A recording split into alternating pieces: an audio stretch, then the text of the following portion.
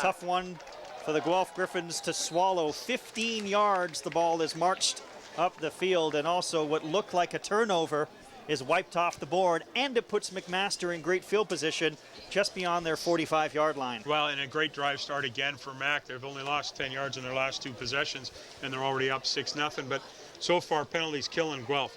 Stalling their drive, hurting their defense. They had 4 penalties already for 35 yards. You know, and we're, what, at 6 minutes, 5 minutes, just under 5 minutes played so far in the first period of this game. Look at that sunset, Steve. There is not a better place to watch a university football game, I don't believe, in this country than right here at Ron Joyce Stadium. I might be biased, but I would tend to agree with you. It's beautiful. Look at the cars coming down the hill. It's great. Here's a good shot of those pink flags. Now, I had a chance to talk to Kevin Mickleborough before the game. The Hamilton officials in their local association, they have decided for the month of October, for obvious reasons, Breast Cancer Awareness Month, they're going to use pink flags. And they have been using them all month. They're using them at local high school games. They're using them here at MAC for this OUA contest. They're great. You know, it's just great the way guys will roll up their sleeves and pitch in to help like that. Everybody comes together, athletes and officials, and the fantastic idea for a very, very worthy cause. Well, I don't think there's anybody, you know, who can't say that their life has been touched by cancer in one way or another, with be it breast cancer, be it colon cancer, be it whatever, a horrible disease, and I think it has affected all of us at one time or another. Absolutely. 9:55 remaining in the first quarter. McMaster already up 7-0 on a 3-yard touchdown run by Joey Nemeth and McMaster. This is their second offensive foray, and they are first down at their own 45-yard line. Play action utilizing Nemeth, and Quinlan is going to go deep down the field. He has a man, and it's knocked away. Good play by Mark Durgan for Guelph as the pass was intended all the way downfield. It's great to see Kevin DeHollander back. He is a big, deep threat. But if you watch, Kyle Quinlan lets this ball hang just a little bit. I'm not going to take anything away from Durgan because he makes a great play. Now he jumps, gets his arm fully extended, right in between DeHollander's hands, and knocks that ball to the ground. Great play.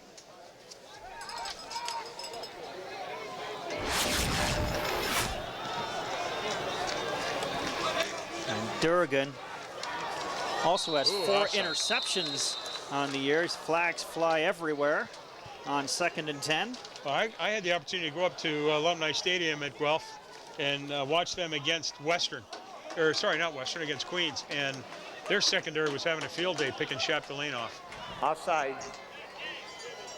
Repeat, 2nd down. So again, Mac goes back to that 2nd down offside play, which gets them 5 yards and makes it 2nd and 5 instead of 2nd and 10. Best play in the playbook. 4 receivers to the wide side of the field for the Marauders, Steve. And Quinlan with a toss to Nemeth, and Nemeth gets tripped up just beyond the line of scrimmage. Looks to be about a yard or 2 short of the first down, so good penetration by the Guelph defensive line. And Jordan Duncan came flying in from that halfback spot on a blitz, and he got Joey Nemeth's feet before Joe could even get started. Boom, Max punting for the first time tonight. So Guelph will take some positives from that defensive stand as they stop McMaster on 2nd and 5. Great series for Guelph's defense.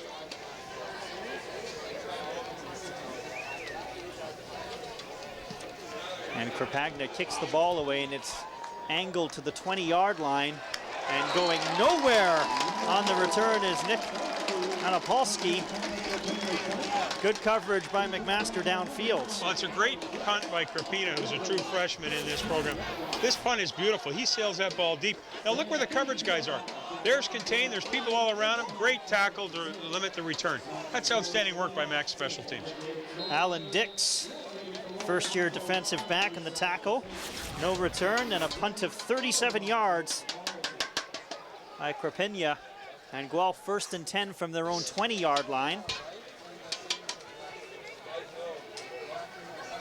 And Rossetti with Fitzgibbon beside him. Rossetti is back to pass, and he's going to take a shot downfield, and it's incomplete on the play.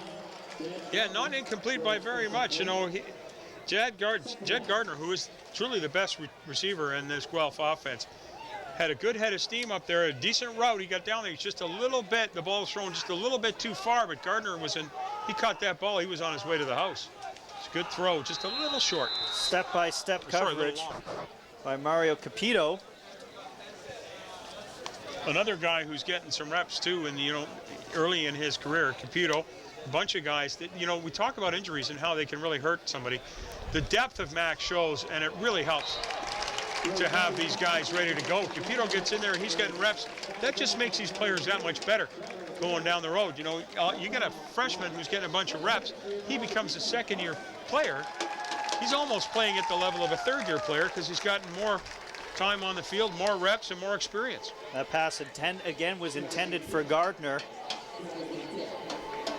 and it was well defended on the play. Gardner was running a crossing route. He just didn't get away from the backer who stuck out his hand and knocked the ball down. Trevor Gary was on coverage. Evan Short, whose last punt was 32 yards.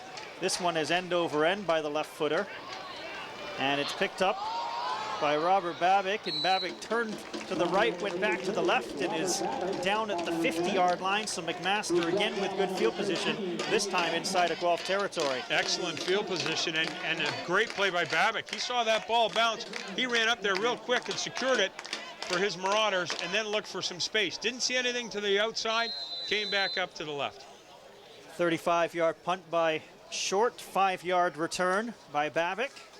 Bad name for a punter, Short.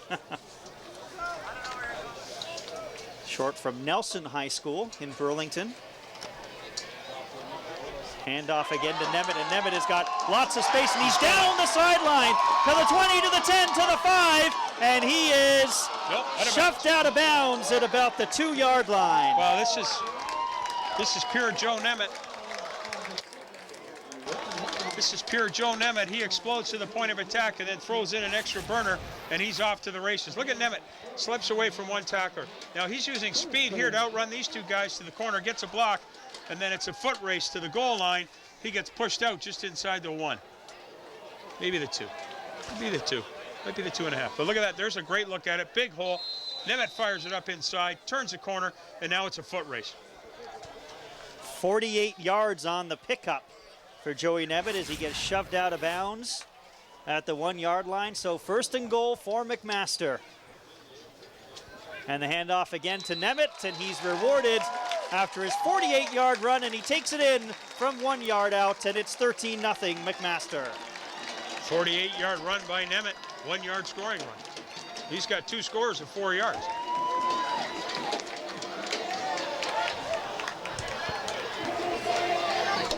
And so McMaster has opened up with a 13-0 lead with the extra point pending, Don, against a team that's only given up 16.2 points a game. Yeah, and frankly, Steve, I'm surprised by the way McMaster's really been able to pretty much have their way with the Griffs this point of the game. Extra point by Rapenia is up, and it's good. And a short drive for McMaster in terms of number of plays. 2 plays, 50 yards. Nemeth, 2 touches on that drive. He got all the yards himself, as you could see him pile in for the touchdown. Now he gets the stat, but it's those big hogs up front pushing the Griffins off the line of scrimmage that accounts for that touchdown. You can see Matt Sewell, number 59, who was just on the left side of your picture, blowing guys up into the end zone.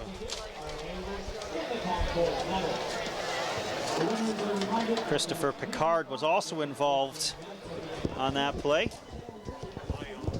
So the number 9 McMaster Marauders looking to make a march towards the playoffs and home field advantage, or even a bye, though they have lost to both Ottawa and Western, the teams ahead of them. In good shape early in this game, up on Guelph 14-0. Having said that, it's kind of stunning the way U of T upset Ottawa last week, which speaks volumes towards the parity level that's going to be achieved in the OUA very soon. A good driving kickoff by Stephen Dennis. Gardner with the return for the Guelph Griffins. Okay. Able to get to the 35-yard line. Well, great kick by Krapina, and good job by the coverage team to get down there. One of the problems you have, Steve, when you kick it low like that is the ball travels downfield so fast, your cover team can't get down there and cover it. Mac did an excellent job limiting Guelph to their 30, just across their 30. 55-yard kick, 20-yard return. And Rossetti with a completion on the outside to Jed Gardner for a short pickup. Gardner is clearly the go-to guy in the Guelph offense. That's who Rossetti would be looking for more often than not. His last 3 pass attempts have gone to Gardner. At 15 catches and 228 yards coming into the game. He is Guelph's leading receiver. Actually able to collect 7 yards on that play. 2nd and 3. Hand off to Fitzgibbon, who tried to turn the corner on the outside and got pulled down basically right at the line of scrimmage. It was a good play. Roberto Felice was involved. Take a look at it here, and Fitzgibbon, that play is designed to go up the C gap. There's nothing there, so Fitz has to bounce that to the outside, and then he gets dragged down. Byron Metcalf was the initial man on the play for Guelph, so once again, Guelph will have to punt for a 3rd time. Yep. 3rd punt for short, 33.5 yard average. And it was almost blocked by McMaster and then taken to the outside, and the momentum of number 83, Robert Babick, took him out of bounds, but it looked like Ventresca might have been the initial pressure. It almost blocked that punt. Excellent effort, though, by Babbage to try to keep his feet in bounds and get something out of the return. No real harm done. Max got great field position at their 38. Ends up being a 35-yard punt with no return, so a pretty good net from Evan Short after he almost had that punt blocked. And Guelph's got to do a little bit better job on those special teams, because if Mac came after that one, you know they're going to come after another one. Quinlan back to pass again, has lots of time. He's going to take a shot all the way down the field. Wide open is the Croce, and it's a touchdown by McMaster. Well, and the big plays are just killing Guelph in the early going. A 72-yard pass. The super freshman just steps up and does it again, doesn't he? That ball looked, when it was in the air, to be overthrown. De Croce's got 4 or 5 gears, I think, that nobody knows about. He just stepped it up, ran underneath that ball, caught it clean, and then took it to the house. What an outstanding pass, run, route, catch, and yet another Mac touchdown. And there you take a look at Croce. 72 yards, he beat Sebastian Howard, a 4th-year defensive back on that play. Well, and he just flat out ran him. He just outran that guy to the end zone. That's all there was to it. With Krapagna ready to add the extra points, and who would have thought this, Don Edwards? 5:15 remaining in the first quarter, and it's 21-0 for McMaster. Yeah, you know what? I think I'll go home and watch this, how this one ends, because it's exciting.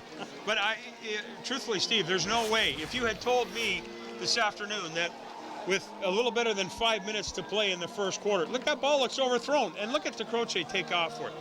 Had you told me this afternoon, if you'd called me at work and said, Don, this game's going to be one-sided before the first quarter's out, I would have told you were crazy. But then there's a good look at Steph Potasic, who's got to be pleased with what he's seen so far. Hey, 21-0 this quick against a team that's a lot better football team than a lot of people thought they would be. And I will tell you to your face, is a better team than being down 21-0 right now to the Mac Marauders. One play, 72 yards. And doing the kickoff for McMaster, Stephen Dennis. And it's another driving kick. Looks like that's Fitzgibbon back to take it. He's not going very far at all. 22-yard line, maybe before he's taken down. Actually, it's number 3, Anapolsky again. Oh. Anapolsky, excuse me. Number 3 for the Panthers is Spencer Edwards. But he's not going to be returning a kick unless, you know, he's trying to block somebody and the ball hits him in the head. Coach Potasic was kind enough to give all my players tickets to tonight's game, so the Panthers are here enjoying the game. Instead of being at practice, I'm sure they're enjoying that a lot more. You know, they may pick up a few things, especially about offense, as Rossetti was going over the middle. What are you saying? You don't like my offense? Dylan Dimitrov. It's fine. No, I get it, Clark. I get it. You don't like my offense. It's fine. Well, if There's you the Panthers right there. There's a good look at the boys. And see that one shoving food in his face? You'll never guess who his father is. Number 3 there. Yeah. Last name Edwards, I believe, right? Yeah, look at him. Look at him. The mouth stops when he's asleep. The rest of the time he's either talking or scarfing. Well, I'm not going to tell the fans how much money you gave him, but I bet you spent a good portion of it on hot dogs. Oh, yeah. And apparently nachos. Second down, Rossetti is again going to test the outside. What a great catch made. And they're going to call it incomplete, though, but a wonderful effort made by Kevin Campbell, being defended by Michael Daly, but he couldn't keep the feet down. Well, watch Campbell climb the ladder right here. That ball hangs in the air. It's way up there. He goes up, catches it, brings it down, and lands out of bounds. Now, he's got to land in bounds, or both feet got to be in bounds. Neither of those things happened, so that's too bad, because that was a great play for Guelph, and it would have been a bit of a momentum shifter. And Guelph, Don, early in, kind of forced out of the rhythm of their offense. They're a ball control team. And Short booms a very good punt. That's a much better punt. That will force Babick all the way back, and a very short return to the 36-yard line. That's a much better punt and much better job by Guelph's cover team to get downfield, take the contain, limit any opportunity for a return. Much better job. 47-yard punt and a 2-yard return for Babick. We will go to the sidelines and check in with a third member of our broadcast team, Mike Fortune. Mike?